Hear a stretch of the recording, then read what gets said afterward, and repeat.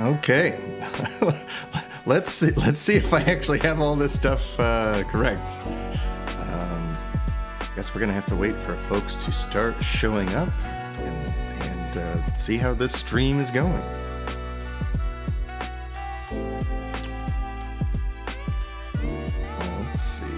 Let's see here.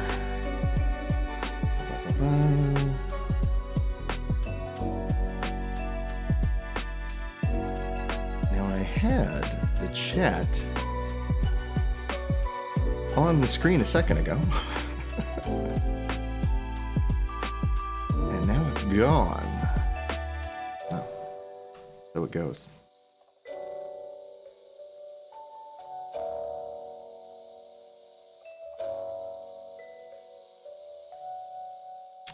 Okay. On the screen. Okay, that's good. Hey, it's Cloud Curio. Cloud Curio is online. This is going to be an amazing situation where for about 7 hours you will get to see exactly how frequently I touch my face. So look forward to that. Hello, Nora. Hey, and it's Scryfish, if I can read. It's not a stream because there isn't some technical difficulties. That's absolutely right. Yeah, Amber, it's good to see you in chat this morning. I will have you know, I have the camera to the side here, so I can set it up so that we can see drawing in a bit, but also to avoid showing you that I do have my eye twitch. I finally earned my twitching eyelid the honest way, finally, after this whole month. So that's really exciting. So hopefully the camera setup kind of will obfuscate that. But yeah, we're just kind of gonna wait to see folks who all shows up for this dang old thing. Really looking forward to that. In the meantime, I'm gonna see if I can figure out how to get the chat window to appear in yeah, iTwitch buddies, woo! I'm gonna see if I can't get this chat set up in my OBS,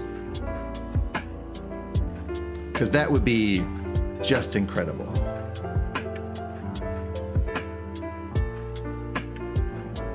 That would just be the bee's knees. This is exciting stuff. We're off to a good start already. Video scaling, add, here we go. This looks like something. No, that's nothing.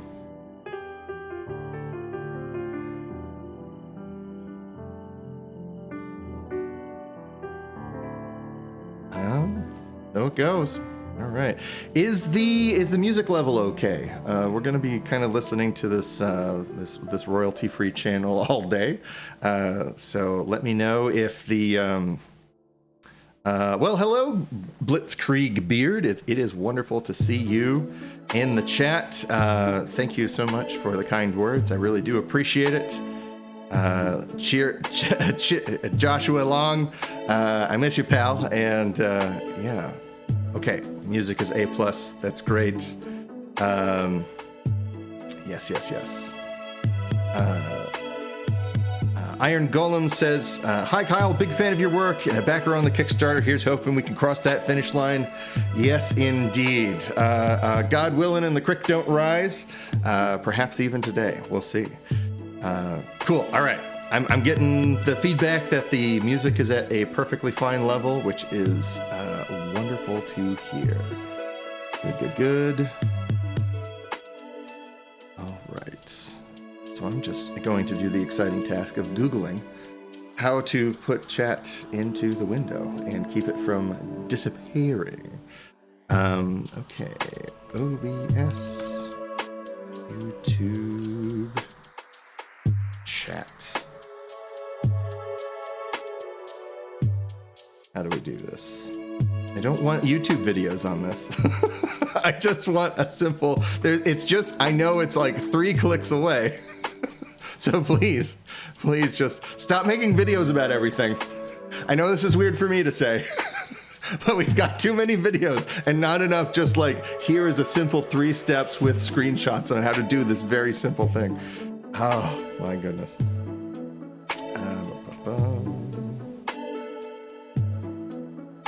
to add something.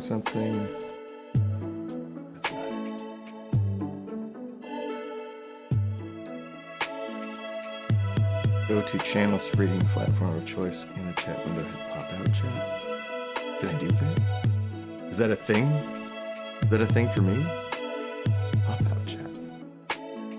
All right. Okay. What happens if I close this window? That pop out chat goes away. Why? Why is there a pop out chat? If it goes away when I click the thingy. Oh, good Lord.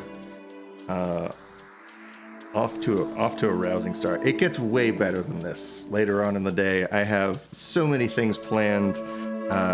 It's going to be a good one. Just want to overcome these technical difficulties in the meantime. Let's do pop out chat and let's minimize that. Perfect. Oh, it doesn't. Oh. Okay. Cool. Blitzkrieg Beard says YouTube Shorts should be a perfect way for said videos of how doing things could go quickly. Unless I don't want to watch a video. Unless I just want to read special instructions. Right? Just written instructions sometimes is actually better. Video is amazing for many things. Seeing things move. But a list of go to this menu, click on this option. That seems like we didn't need. It's like this meeting could have been an email kind of situation, right? Yeah, right on. So yeah. I guess we're doing this. I guess we are 6 minutes into our streamathon right here.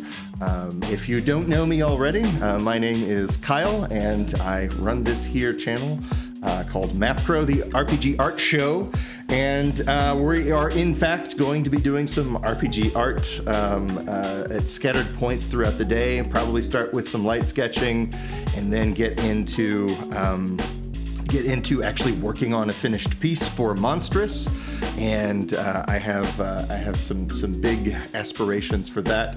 No idea if we'll be able to finish it today, but kind of working on it intermittently throughout the day should be a lot of fun. And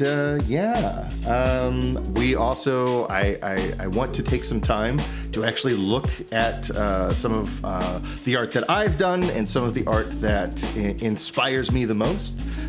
So yeah, hopefully kind of like share sort of like a different way of looking at art that I think sort of the common art institution kind of robs us of our own experience and capability to like conduct our own inquiry about an art piece. It is all about kind of solving the trivia level of every single painting that's out there by every single important white guy, making up your mind for you,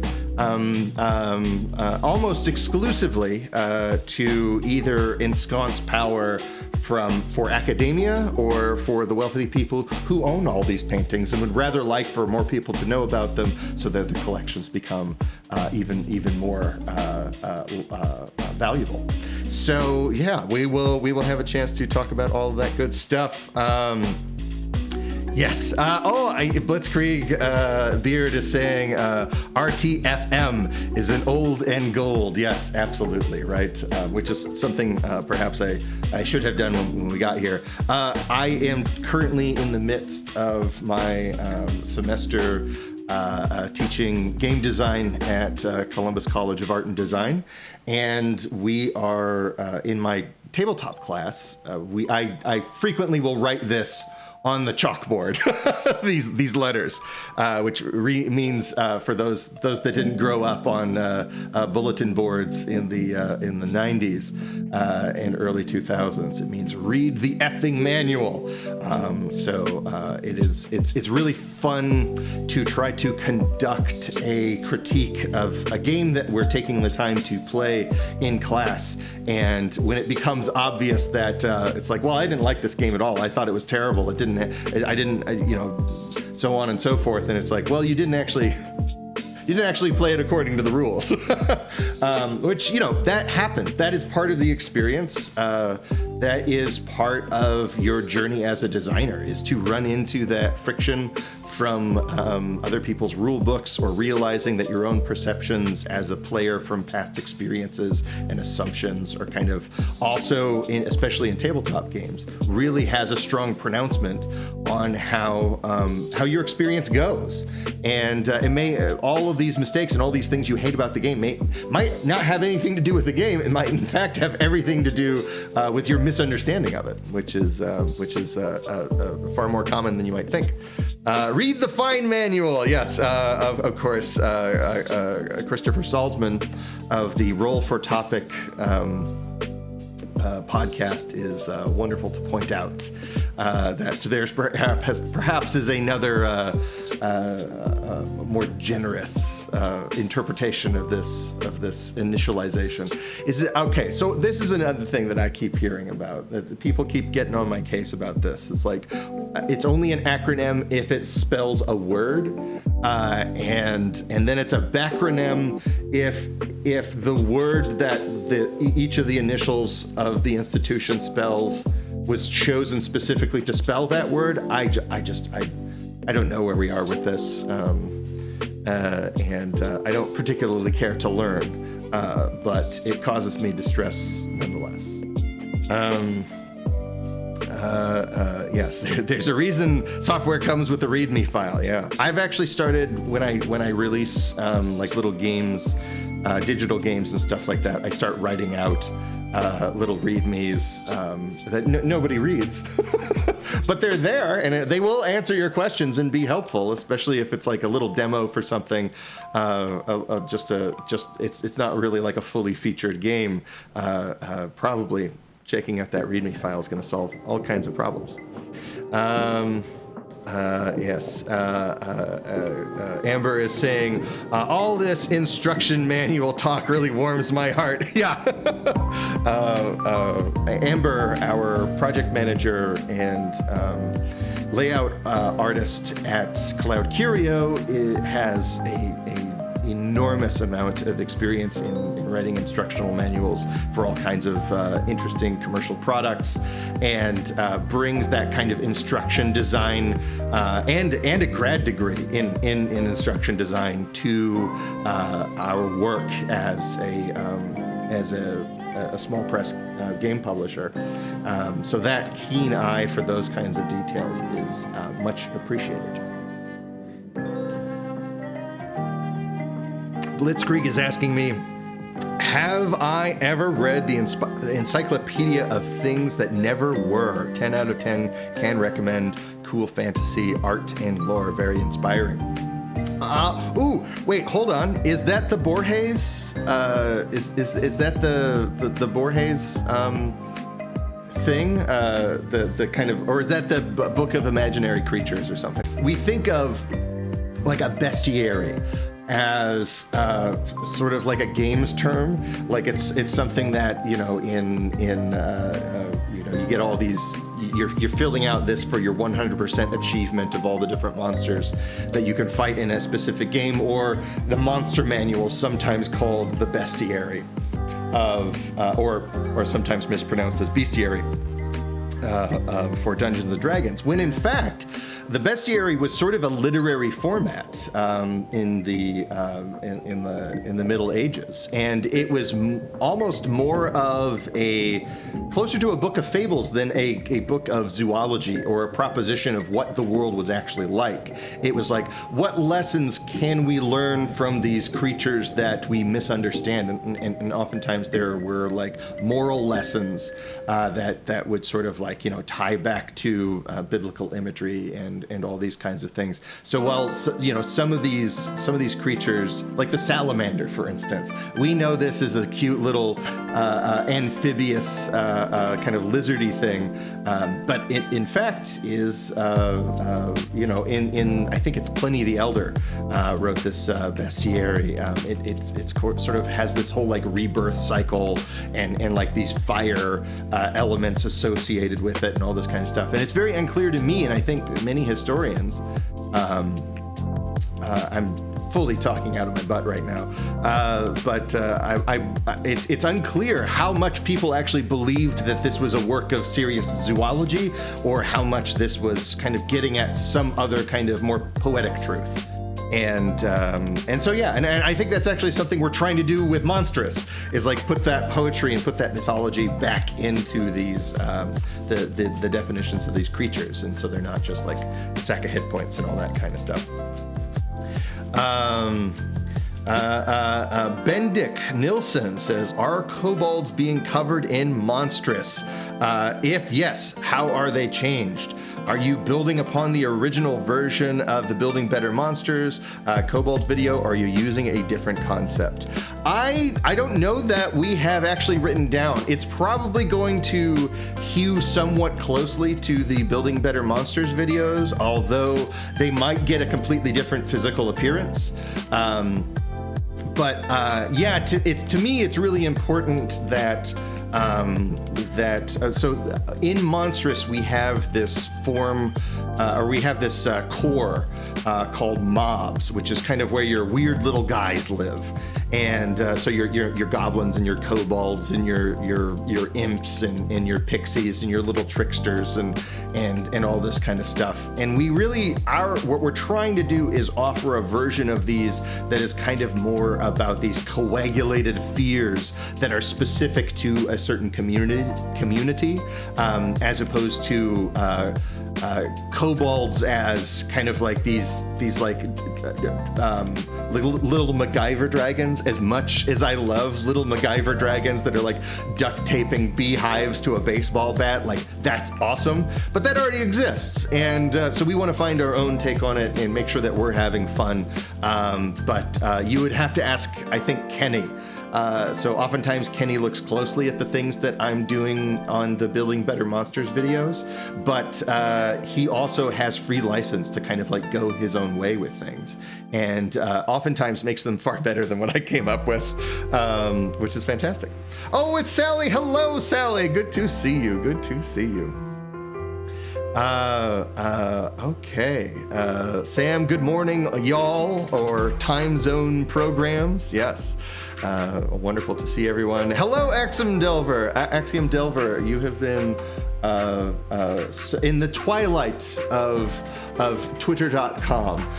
You have been a really wonderful and supportive and encouraging presence on that site, and it really is appreciated.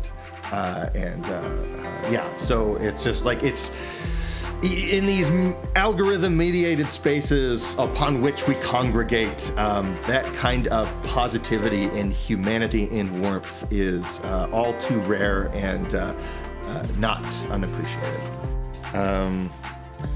Carlos, I don't know what BR means, but hopefully this isn't inappropriate to say. Right back at you. Okay. Jose Laura, my vote is for the my vote is for the opposite, the worstiary. So we've been kind of talking about like what a follow-up to Monstrous could be like.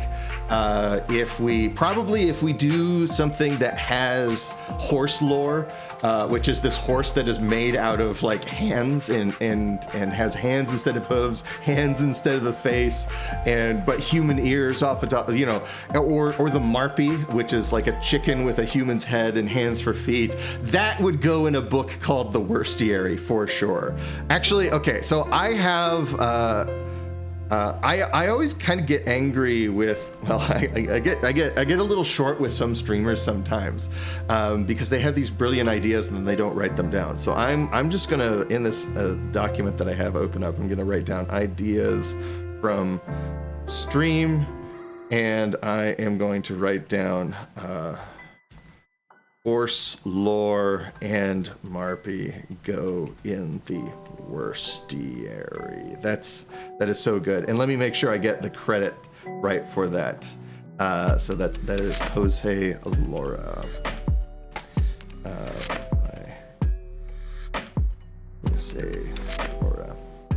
Wonderful. This is great. This is the great. This is such a wonderful way to start the stream. Fantastic.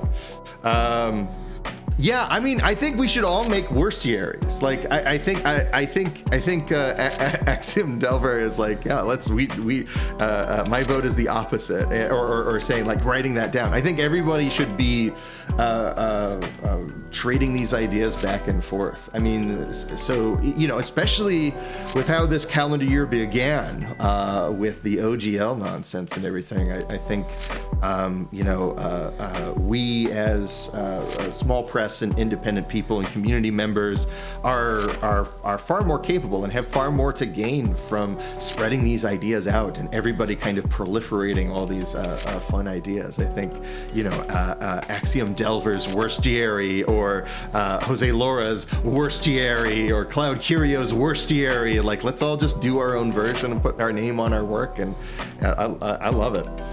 Oh my goodness, I'm already falling behind on chat. Oh dear, oh dear, oh dear.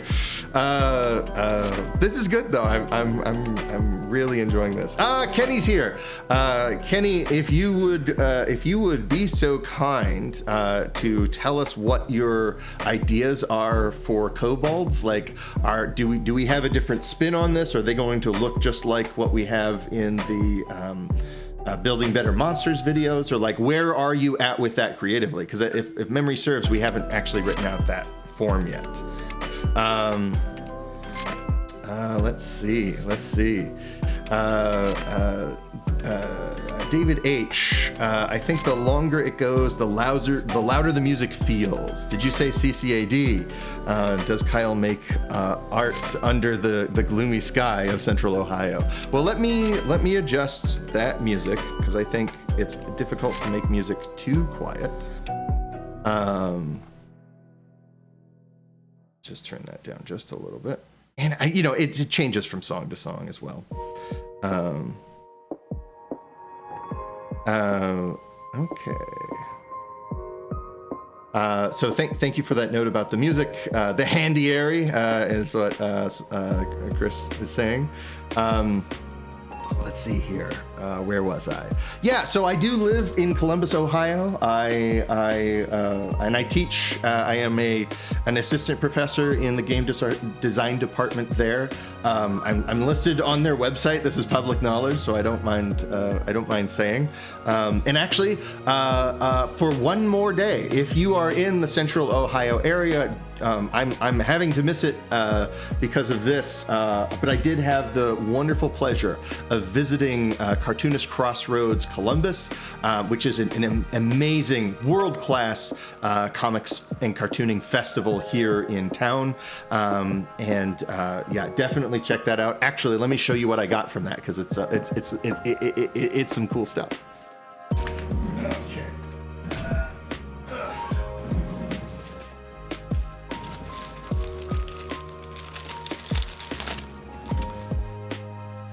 So I got this wonderful print with this is showing up right here. So it's kind of a play on. It's a risograph by Kate Sheridan that goes by Kill Switch Kate, I believe on X. I refuse to call it X. That is the first and last time in my life I'll ever call it that. But yeah, it's a play on words of deer in the headlights. It's like the headlights in the deer. It's such a beautiful piece. I can't wait to frame this and put this up somewhere.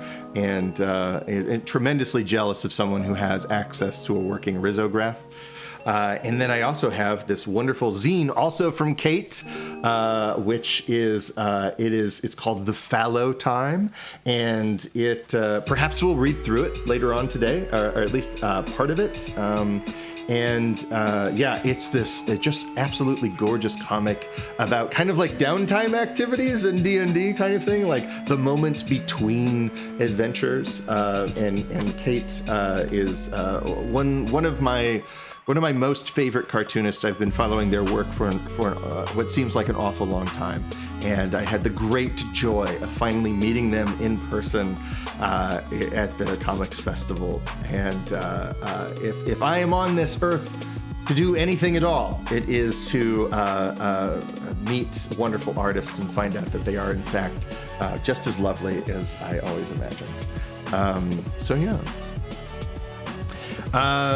Coop Nasty says, hello, I'm excited to hear more about Monstrous. This project is so exciting to hear about. If you have questions about Monstrous, if there's something specific you want to hear about, please let us know in chat, and we would love to talk to you. Let's see. Okay. Just reading through this.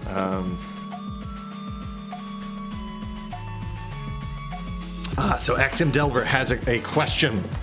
So, is the approach in the book, what role does the enemy fulfill in this encounter, or what themes does this archetype enemy invoke, and how can we enhance them, or a mixture of the two? That's a great question. So in Monstrous, this is sort of like more of a narrative focus. Although I think certain of these, if you're at all familiar with kind of like the roles of monsters in 4th edition, is where I started playing Dungeons & Dragons, or running it rather. I'd been playing games for a long time before that, but my first edition of Dungeons & Dragons, running it, was 4th edition. And every monster had all these different roles. And this has somewhat been resurrected by MCDM's wonderful book, Flea Mortals. So there are suggestions of that, but those suggestions about combat encounters sort of arise from the narrative information that we are suggesting.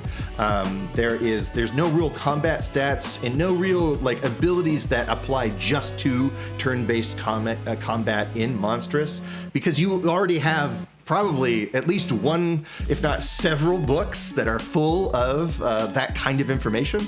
So what we want to do is kind of give you everything else that you need. And the idea of like a story about, and kobolds we were talking about earlier on the stream, kobolds are a great example. A fight with kobolds should be in a different story that is about different things than a fight with goblins. You know, they're both weird little guys. They both live in dark places and caves, and they both have some kind of master plan and are kind of like oftentimes subject to the wills of greater creatures and all that. There's so many things that make them so like each other. So we want to offer you ways to make them different from one another. And how is a story about kobolds different than a story about goblins? And like, what fears do they play on? And I think this is important. I said this recently when I had the great pleasure of guesting on Monster Man, a show about monsters because monsters are great, which is a podcast by James Holloway. And monsters all started as metaphors, right? Well before, I know it's difficult to remember, many of us weren't alive when the hobby came around, but that, you know, monsters, they started as stories to convey information or suppose facts about the world, right? And oftentimes would carry with them like the values and the hopes and fears and dreams of the society from which they emerged. And I think the monster manuals that kind of exist, oftentimes they don't have the page count to include that kind of stuff, or are otherwise completely disinterested in viewing monsters in that way. And I think that GMs kind of like would rather like to have that information included. I know that's how I have frequently felt as a GM. It's just like, well, what is the difference between these? What is a meaningful difference about this choice? So I hope that answers your question. That was probably the longest possible answer to it, but it was a thoughtful question, and I wanted to make sure. The Bestiary. Ooh, I like that because it kind of it's really playing off the assonance or something or other. Let's see here. I'm way behind on chat, so let me make sure. Dom 2D has good tastes and also knows Kate Sheridan to be so amazing. Yeah, so airy, colorful, and resonant. Well put, Dom.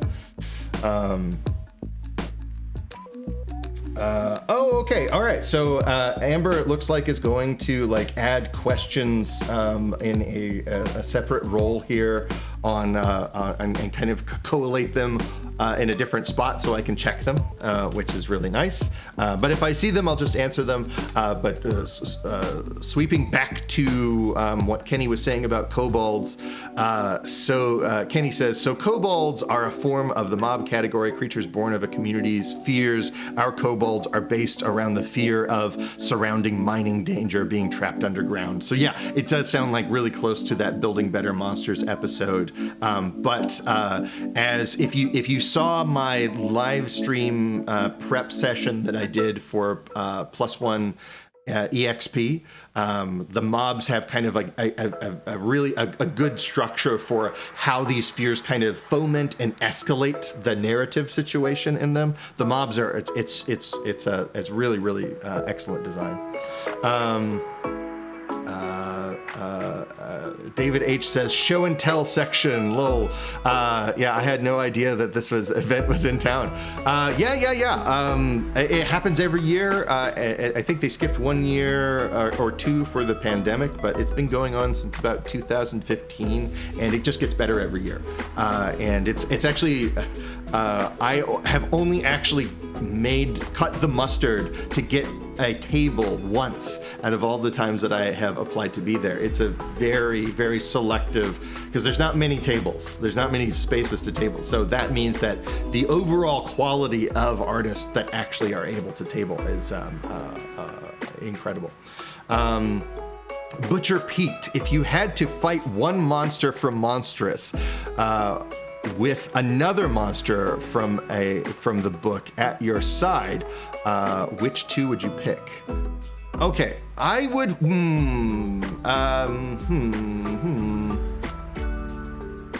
That's a great question. I think probably I would fight the. I think I would probably choose to fight our goblins. Because our goblins are kind of like a fear of youth. They are a fear of whippersnappers and all that. And I being a teacher and kind of like around lots of young people all the time, I don't have that fear, so I don't think they would have that power over me. And then I would just choose the Paradisium Lich to be in my corner.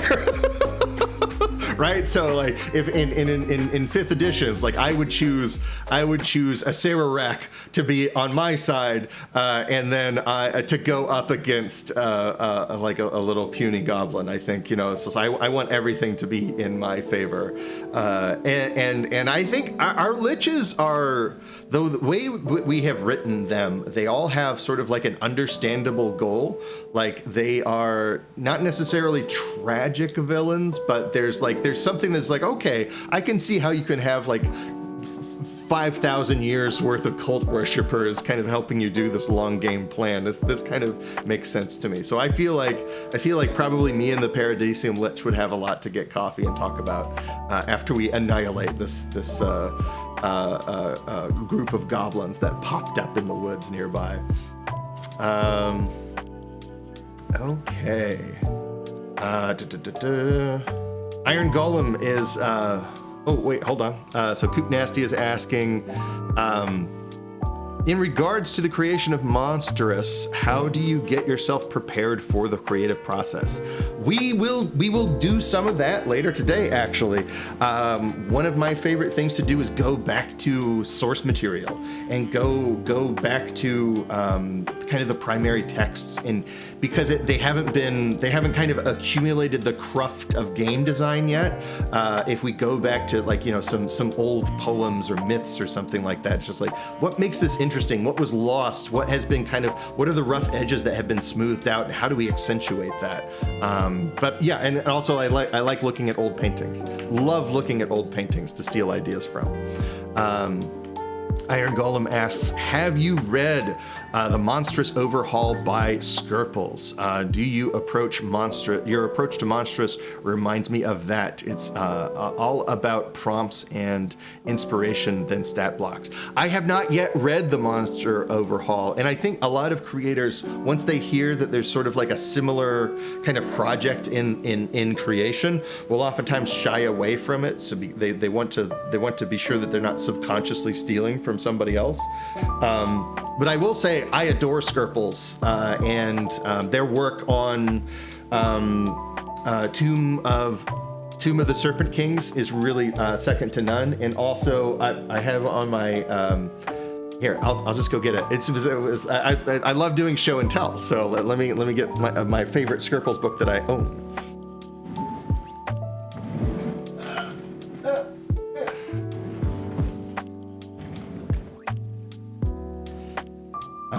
The Magical Industrial Revolution. I really wanted to use this book in a recent campaign, but we were kind of not in a position to really deal with it. It was clear what the players were glomming onto was not going to be well served by kind of pulling ideas out of this book. So I want to use this with an Electric Bastionland campaign at some point. That's like one of my dreams.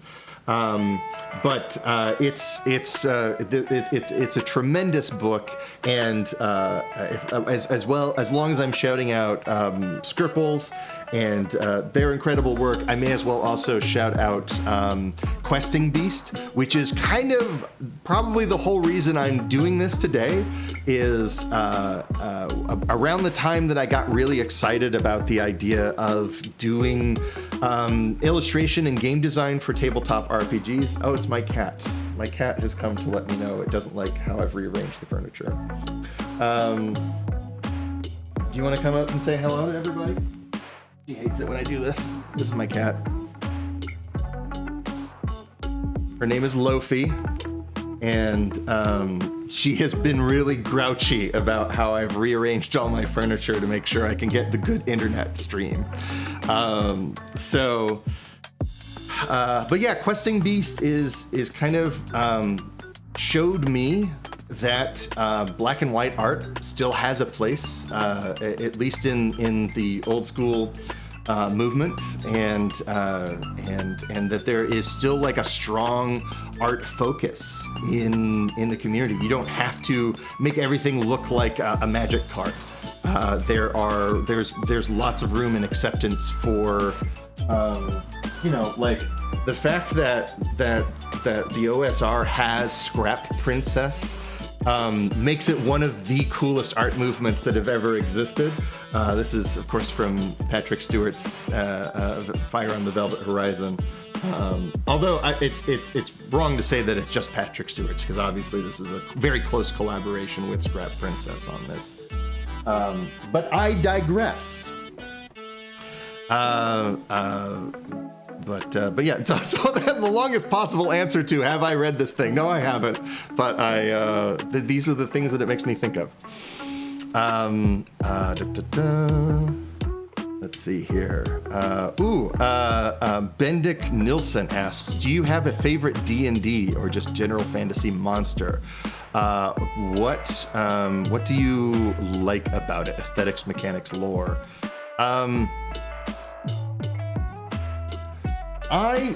I don't really have a favorite monster. Like, my favorite monster is whatever I happen to be drawing next, or whatever I happen to be planning on putting in a game next. I am sort of like, this is my big problem as a creator, to which I think Amber can attest. I'm always more interested in doing the new thing than I am doing finishing the thing I said I would do. Which hasn't created any friction or problems at all on this particular project. But yeah, I don't really, it's just like, what kind of story do I want to tell and what kind of feelings do I want to get to? I think as far as like general fantasy is concerned, probably my favorite monster generally is the giant spider from the Fortress Unvanquishable Save for Saknoth by Lord Dunsany. It's a show-stealing tiny little scene in a wonderful story. So yeah, that would be my answer to that. Giant talking spiders, always love them. I'm a terrible arachnophobic, but I like how spiders spiders in fiction can kind of protect me from the image of the spider, which is my biggest problem with it, and kind of get me in touch with sort of the poetic associations of giant talking spiders. Okay. Let's go here. I'm so far behind on chat. Oh, everybody's loving the chunky cat. Heck yeah. So I'm going to kind of switch over to. Thank you. And Amber's also marking off these questions that I'm asking. That's wonderful. Nikon Icon Neko. Nikon Icon Neko asks, in many settings you encounter human-esque enemies, examples of thieves, cults, and mafia. How could Monstrous make these more interesting? That's a great question. We thought for a while about including thieves and cults into our book. But I honestly think that they didn't really belong. They didn't really fit quite what we wanted to do with the book, which was kind of talk about like these kind of like communal fears and kind of metaphors. But honestly, just giving them a goal, giving them something they're trying to accomplish. I think oftentimes, like, it's just like bandits attack you on the road. It's such a great way to get a campaign started, but sort of a thoughtless way to treat bandits. Like, oftentimes I don't really like going into like the political realities of things, but like, what are the socioeconomic situations that cause banditry to rise? So like during the War of the Roses, you were fighting for one of the roses, or you were a bandit, right? You were either conscripted into service to, some royal authority or another. You were a bannerman or a soldier in a bannerman's ranks, or you decided, well, I'm going to die for people I don't care about that won't materially improve my life. Maybe I have to do something else. And that doesn't mean they're good. That just means they see the game is rigged. So yeah, talking about like, why do bandits exist in the first place, and how is the rest of the world dealing with them, and how has it now become your problem as a player group or something like that. And you could do, if you're running kind of like your traditional orcs or goblins, how have these things kind of been displaced by into, because it's like normally everybody would find this sort of like homeostasis where they're happy where they are. There's, goblins actually rather thrive. The traditional goblins kind of rather thrive in places where people aren't really occupying all that much. Or at least humans and elves. So it only becomes a problem when they're being pushed around or ordered around by other things. And then, so what motivates these groups of people? What gets them to do, you know, we talk about motivating player characters all the time. We talk about, like, you know, what's a good hook? Why would our characters go into this smelly, fancy basement, which is essentially what a dungeon is, right? And it's full of traps, it's full of monsters. You know you're going into harm's way if you enter into a dungeon. So why is this a good value proposition? Well, we might also ask the same of our NPCs, but I don't think we do, because we don't have the tools to, right? We don't have a systematic way of really going through this. It's like, allegedly this is what the Dungeon Master's Guide is supposed to do, but you know, it's at least this particular one that I'm most familiar with from 5th edition doesn't seem to. So I hope that answers your wonderful, thoughtful question. Kenny Webb says, can we read The Fortress Unvanquishable today? Yes, absolutely. I have it on my list. We will definitely read The Fortress Unvanquishable, save for Saknoth at some point. Maybe not the whole thing.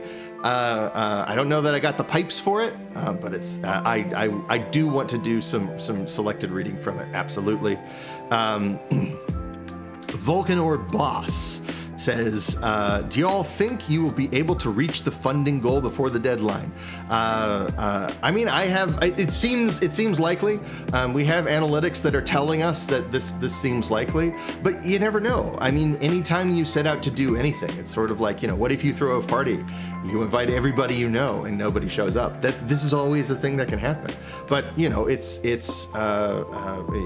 can't let that kind of stuff stop you from putting stuff out there. Fear of being embarrassed about attaching your name to something that doesn't achieve guaranteed success. We wouldn't get any art if that was the attitude we took towards it. Not that that's what you were saying, but to there, I sense sometimes behind these questions a sort of anxiety, but perhaps I am just projecting my own experience and or the experience of like many of the students that I teach in college. They kind of have like this low level, like what if I want to do something and nobody cares?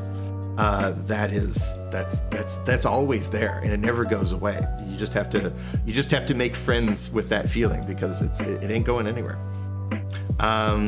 K10 says, have you ever tried other TTRPGs? If so, what is your favorite other than the D&D-esque genre? Yes, I have. Like, I primarily talk about D&D and kind of your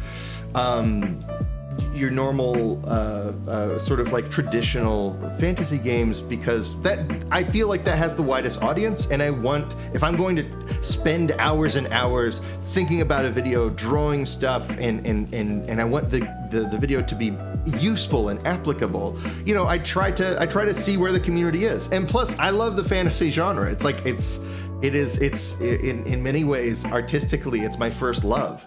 I liked Star Wars before I liked superheroes, you know, and that is certainly fantasy.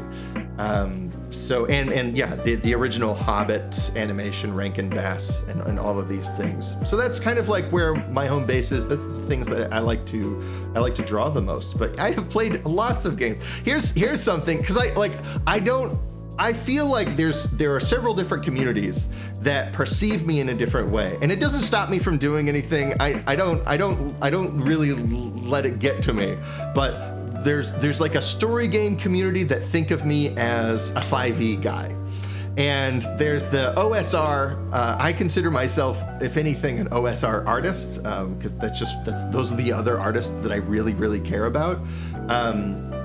So these old school gamers, at least artistically, that's where I think of myself as being at home. And I think they think of me as either a story gamer or a 5e person. And the truth is, like, most of the game here, Actually, I have some more show and tell right here. Most of the games writing I have done are lyric games. I am a weird art weirdo. Most of the writing I have done are for lyric games and LARPs. So it's not necessarily something I talk about on the channel all that much because, again, like I don't perceive that's not what I illustrate for different kinds of games that I end up designing and playing and enjoying most of all. But yeah, we will go over this in a bit. But like here, let me read to you one of the games that I wrote. It's called Trash and Rocks, the Intimate Matter Empathy game. Gather an assortment of pieces of trash and rocks that you find interesting in some way. Ensure your collection is reasonably sanitary. Invite a small group of players to each select a piece of trash or rock from your collection. Take turns answering the following questions as if speaking for that rock or that piece of trash. What were you before? And what are you now? What on earth, or what will you be after the sun devours the earth? Finish up by asking everyone to share why they were attracted to that trash or that rock that they chose. So that's where my heart is as a game designer, right? It cannot get more niche than the kinds of games that I enjoy. But if we were to kind of just take a look back here and pull some things out here, just like what do I got? Here we go. We might end up playing this a little bit later today. 1000 Year Vampire. Adore this game. Adore it. Let's see here.